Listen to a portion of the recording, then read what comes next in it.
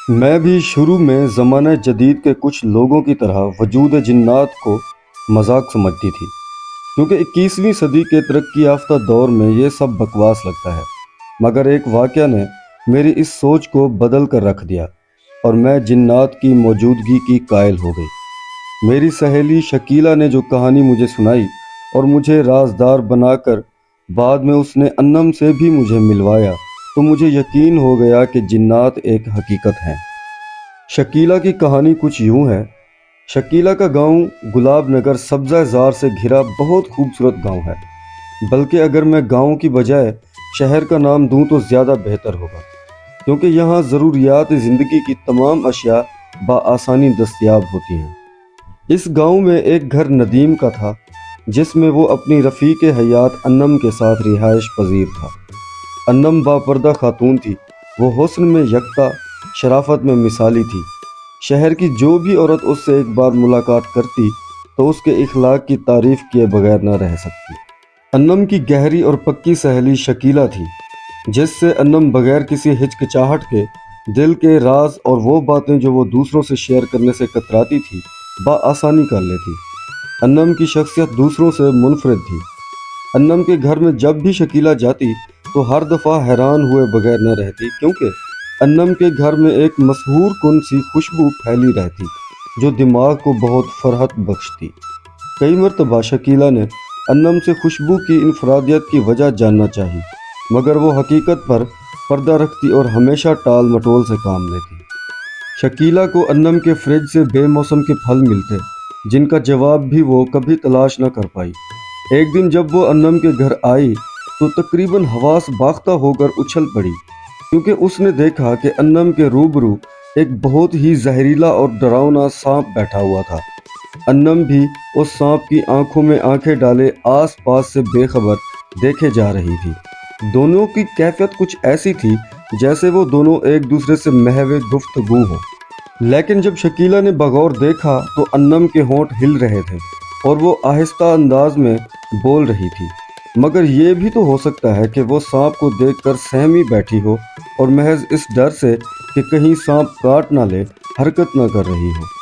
इस ख्याल के आते ही शकीला ने एक डंडा जो कि पास ही पड़ा था उठाया और सांप को मारने के लिए आगे बढ़ी, मगर अन्नम ने हाथ के इशारे से उसे इस अमल से बाज रहने का मशवरा दिया। हुक्म की तामील करते हुए शकीला ने हाथ में पकड़ा डंडा फेंक दिया।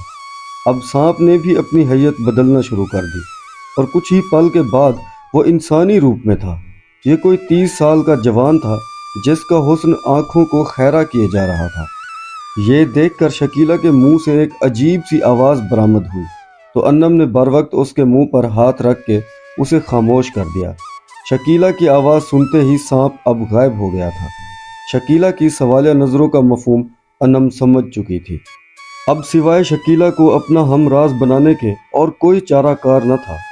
उसने अब तक इस राज को छुपाए रखा, मगर अब जब कि शकीला पर हकीकत आशिकार हो चुकी थी और कोई ऐसा जवाब भी न था जो उसे रोके रखता कि वह उसे सूरत हाल समझाए, उसने बताना शुरू किया।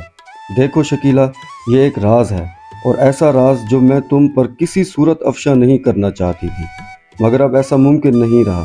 मुझे उम्मीद है कि तुम एक दोस्त होने के नाते इसको अपने दिल में ही दफन रखोगी। शकीला ने हाँ में सर हिलाया और वादा किया कि यह महज राज ही रहेगा। तो ठीक है, आज मुझे अपने शोहर नदीम से बात कर लेने दो, फिर सब बता दूंगी, क्योंकि उसने मुझे मना कर रखा है, इसलिए मुझे कल तक का वक्त दो। ठीक है, शकीला ने कहा और फिर वो वसवसों और तरह तरह के ख्यालों में घिरी घर आ गई। रात उसकी जैसे कैसे कांटों पर सोकर गुजरी। सारी रात उसका जहन उस नाकाबिले फरामोश वाक़या पर अटका रहा। अगले रोज़ वो सुबह सवेरे ही असलियत जानने के लिए अन्नम के घर गई, मगर दरवाजे पर ही उसके कदम रुक गए। उसने दरवाजे पर कान लगा दिए। अंदर अन्नम और नदीम किसी बात पर बहस कर रहे थे, क्योंकि अंदाज़े गुफ्तगू ऐसा ही था। उसे ये जानकर हैरत हुई कि गुफ्तगू कल के राज के बारे में थी। अन्नम से नदीम मुखातिब था। देखो अन्नम, अपना राज किसी को ना बताओ, वरना कोई बड़ी मुसीबत खड़ी हो सकती है, जिसका सामना करने की न तुम में हिम्मत होगी और ना ही मुझ में। इसलिए ये बचकाना जिद छोड़ दो। वो जान लेंगे कि हम इंसान नहीं हैं। پھر ہمیں اس دنیا سے بھی بے دخل کر دیا جائے گا، اور تمہیں یہ بھی معلوم ہے کہ ہم پر کیا گزری ہے اور کیا گزر سکتی ہے، جبکہ تمہیں یہ بھی پتہ ہے کہ ہم دونوں کس طرح چھپ چھپا کر اپنا وقت گزار رہے ہیں۔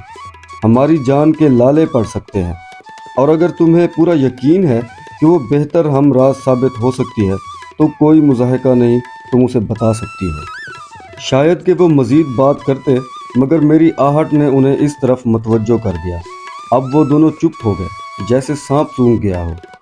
پھر ندیم اٹھا اور باہر چلا گیا۔ شاید وہ اس گفتگو کا حصہ نہیں بننا چاہتا تھا۔ تو انم نے مجھے بتانا شروع کیا۔ شکیلہ، ندیم اصل میں قبیلہ جنات سے تعلق رکھتا ہے اور میں ایک انسان ہوں۔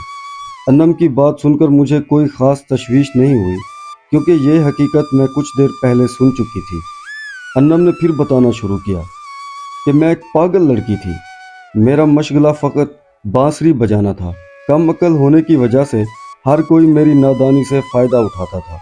عورتیں مجھ سے گھر کے سارے کام کرواتی اور بدلے میں ایک آدھ روٹی مل جاتی۔ لڑکے بھی کوئی موقع ہاتھ سے نہ جانے دیتے۔ ہر کوئی میرے ساتھ چھیڑ چھاڑ کرتا، لیکن مجھے کوئی پرواہ نہ ہوتی، کیونکہ میں جو عقل سے آری تھی۔ پھر ایک دن گاؤں والوں نے متفقہ طور پر فیصلہ کیا کہ مجھے گاؤں سے باہر نکال دینا چاہیے، کیونکہ ان لوگوں کے بقول میں ان کی عزت خراب کرنے کی وجہ بن رہی تھی۔ مجھے برا بھلا کہہ کر تشدد کیا گیا اور مجھے گاؤں بدر کر دیا گیا۔ میں گاؤں کے باہر آموں کے ایک باغ میں جا کر بیٹھ گئی۔ بھوک پیاس نے مجھے اپنے شکنجے میں جکڑ لیا تھا۔ ہمت جواب دے گئی۔ نکاہت سے میں بے حال ہو چکی تھی۔ اس وقت میری خبر گیری صرف اللہ کی ذات کرتی تھی۔ ہوش و حواس سے بیگانہ پڑی رہی، لیکن بانسری بجانے کا میرا عمل نہ رکا۔ دوسرے روز میں گرتی پڑتی اٹھی اور آموں کے باغ سے نکل کر ایک طرف بڑھنے لگی، اور پھر میں اس طرح ویرانے میں جا پہنچی جہاں جنوں کا قبیلہ آباد تھا۔ ویسے جنات کون سا نظر آتے ہیں، وہ تو ایک طرح کی ہوا ہوتے ہیں۔ بس ایک درخت سے ٹیک لگا کر بیٹھ گئی۔ شام ڈھلنے والی تھی اور پھر آہستہ آہستہ رات نے بھی اپنے پنجے گاڑنے شروع کر دیے۔ اب روشنیاں بھی ظاہر ہو گئیں۔ یہ جنات کے مکان تھے۔ جس درخت کے نیچے میں ٹیک لگائے بیٹھی تھی، اس پر ایک جن بیٹھا تھا۔ وہ قبیلے کا سردار تھا۔ کچھ دن بعد اس کی بیٹی کی شادی تھی۔ وہ اس شادی میں کسی ایسے ساز کی تلاش میں تھا جسے سن کر سب مبہوت رہ جائیں۔ اس نے مجھے بانسری بجاتے سنا تو اس کی تلاش مجھ پر ختم ہو گئی۔ اسے میرا بانسری بجانا بہت پسند آیا۔ وہ درخت سے اترا اور چلتا ہوا میری طرف آیا۔ میں اس کے وجود سے بے خبر تھی کہ اچانک مجھے اپنے قریب دلکش مسحور کن خوشبو محسوس ہوئی، جسے سونگھتے ہی میں ہوش کی دنیا سے بیگانی ہوتی چلی گئی۔ وہ مجھے اٹھا کر اپنے قبیلے لے گیا۔ ہوش میں آئی تو جنوں کی یہ دنیا بھی مجھے اپنی ہی دنیا کی طرح لگی۔ میں نے یہاں بھی اپنا مشغلہ نہ چھوڑا۔ بانسری میرے ہاتھ میں تھی، میں نے ساز بکھیرنا شروع کر دیے۔ آج اس جن کی بیٹی کی شادی تھی اور مجھ سے کیا کام لیا جا رہا تھا، میں تمام حالات اور واقعات سے بے نیاز تھی، بس اپنی ہی دنیا میں مست تھی۔ شادی میں شریک سبھی مہمانوں کو میری بانسری کی آواز بہت پسند آئی۔ سب جنات اش اش کر اٹھے۔ انہوں نے میرے اوپر سونے کے سکوں کی برسات کی، لیکن یہ سب میرے لیے بے قیمت تھے۔ میں نے ان کی طرف خاص توجہ نہ دی، اپنی دھن میں مگن رہی۔ بارات میں شریک ایک جن میری سادگی دیکھ کر دنگ رہ گیا، کیونکہ میں ان سب سے بے رغبتی برت رہی تھی۔ میری اداسی اس کو بھا گئی۔ شادی کے بعد وہ مجھے ایک جگہ لے گیا۔ اس نے مجھے سامنے بٹھایا اور پیار کا اظہار کرنے لگا۔ میں بس ہوں ہاں کرتی رہی۔ اسے میرا انداز گفتگو مشکوک کر گیا۔ وہ مجھے لے کر جنوں کے ایک بڑے عامل کے پاس گیا تو عامل نے میرے پاگل پن کا انکشاف کیا۔ تو اس رحم دل جن نے عامل سے درخواست کی کہ وہ مجھے ٹھیک کر دے۔ چنانچہ میرا علاج شروع ہو گیا۔ میں رفتہ رفتہ ٹھیک ہونے لگی۔ جب میں مکمل صحت یاب ہو چکی تھی، تب مجھے خبر ہوئی کہ میں انسانوں کے درمیان نہیں بلکہ جنوں کے دنیا میں ہوں، اور ایک رحم دل جن میرا علاج کرا رہا ہے، اور مجھ دکھیاری پر رحم کھاتے ہوئے جس نے علاج کرایا ہے وہ ندیم ہے۔ اس نے مجھے ایک جگہ چھپا کر رکھا ہوا تھا، اور میری ذات کا علم اسے یا علاج کرنے والے عامل جن کو تھا۔ اس نے میرا علاج تو کروا دیا، لیکن میرے دل میں جگہ نہ بنا سکا۔ میں اس بات سے خوف زدہ تھی کہ میں ایک جن کے ساتھ ہوں۔ چند اور جنات کو بھی محسوس ہو گیا کہ ایک انسان ہم سب میں موجود ہے۔ انہوں نے مجھے اس دنیا سے باہر نکالنے کا تہیہ کر لیا۔ پھر ایک رات جب میں اکیلی تھی تو 5 جن آئے۔ ندیم اس جگہ موجود نہیں تھا۔ انہوں نے مجھے اٹھایا۔ میں خوف زدہ تھی۔ ایک ڈر تھا کہ کہیں یہ مجھے مار نہ ڈالیں۔ ادھر ندیم کو بھی کسی طرح پتہ چل گیا کہ میرے ساتھ کیا حادثہ ہونے والا ہے۔ وہ فوراً سے پہلے ان کے سامنے آن کھڑا ہوا اور گڑ گڑاتے ہوئے ان سب سے التجا کی کہ وہ مجھے نقصان نہ پہنچائیں، وہ مجھے انسانوں کی دنیا میں چھوڑ دے گا۔ یہ سن کر ان جنات نے مجھے کچھ نہ کہا اور ندیم کی بات مان کر وہ واپس چلے گئے۔ وہ مجھے وہاں سے پھر ایک اور جگہ لے گیا۔ میرے دل میں بھی اس کے لیے ہمدردی ہونا شروع ہو گئی تھی اور میں بھی اس سے پیار کرنے لگی تھی۔ البتہ اس واقعہ سے بہت ڈر گئی تھی۔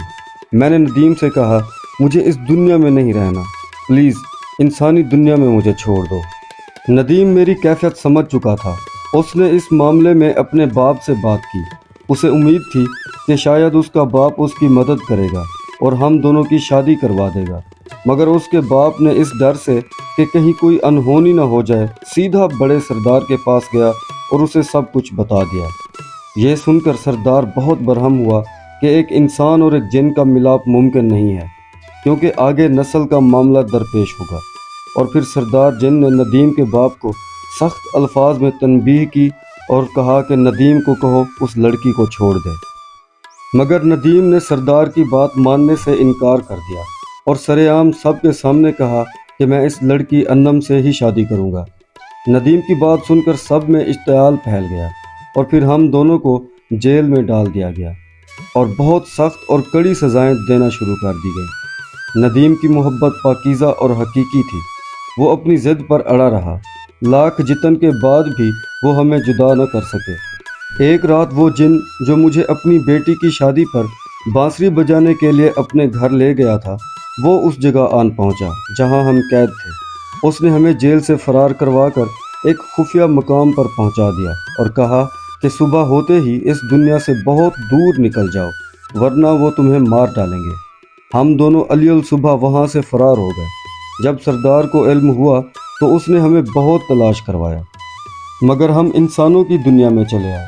وہ رحم دل جن جس نے ہمیں جیل سے فرار کروایا تھا، اس نے عامل جن سے التجا کر کے ہمارے گرد ایک مضبوط قسم کا حصار قائم کرا دیا ہے، جس کی وجہ سے میں اور ندیم جنات کی نظروں سے پوشیدہ ہیں، مگر ابھی بھی وہ ہماری کھوج میں ہیں۔ میں خداوند سے ہر روز دعا کرتی ہوں کہ وہ کبھی اپنے مقصد میں کامیاب نہ ہوں، کیونکہ اگر انہوں نے ہمیں ڈھونڈ لیا تو وہ ندیم کو پکڑ کر لے جائیں گے، اور تم نے جس سانپ کو دیکھا ہے یہ وہی رحم دل جن ہے جس نے ہمیں جیل سے بچایا تھا۔ یہ اکثر ہم سے ملنے آتا رہتا ہے اور حالات سے باخبر رہتا ہے۔ میں اللہ پاک کی ذات سے پر امید ہوں کہ اللہ تعالیٰ ضرور کوئی نہ کوئی حل نکال دے گا، یا پھر جو قسمت میں ہے وہ پورا ہو کر رہے گا۔